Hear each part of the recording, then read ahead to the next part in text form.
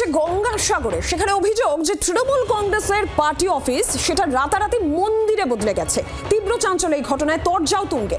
বামনখালীতে তৃণমূল কংগ্রেসের অফিসে সেখানে পুজো চলছে, আর বিজেপির বিরুদ্ধে এই অভিযোগ, পার্টি অফিস দখলের অভিযোগ, মন্দির বানানোর অভিযোগ।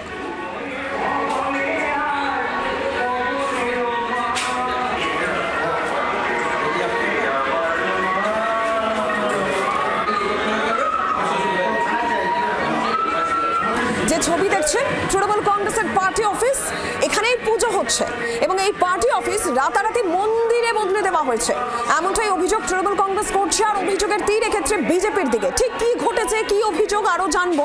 নকিবউদ্দিন গাজী রয়েছেন টেলিফোন লাইনের প্রতিনিধি। নকিবউদ্দিন, কি বক্তব্য তৃণমূল কংগ্রেসের, কি অভিযোগ?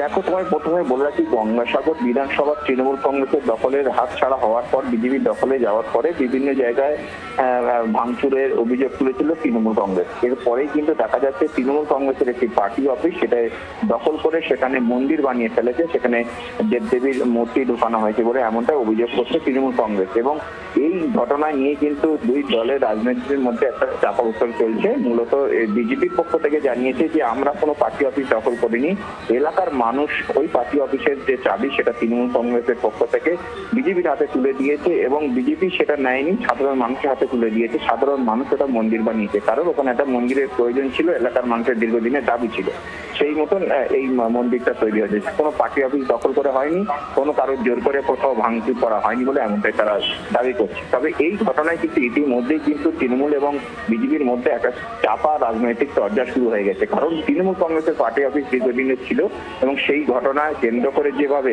এই দখল করার পরে সেখানেই যে দেবদেবীর মূর্তি ঢুকিয়ে সেখানে পূজা আসতে শুরু করে দিয়েছে, এক নব মানে বলা যেতে পারে যে একটা আলাদা ভাবেই এটা একটা দখলের যে চেষ্টা সেটা বারবার অভিযোগ করছে তৃণমূল কংগ্রেসের পক্ষে। এটা নিয়ে কিন্তু তারা ইতিমধ্যে প্রশাসনের দ্বারস্থ হয়েছে বলে এমনটাই জানা যাচ্ছে। নকিবউদ্দিন, ধন্যবাদ।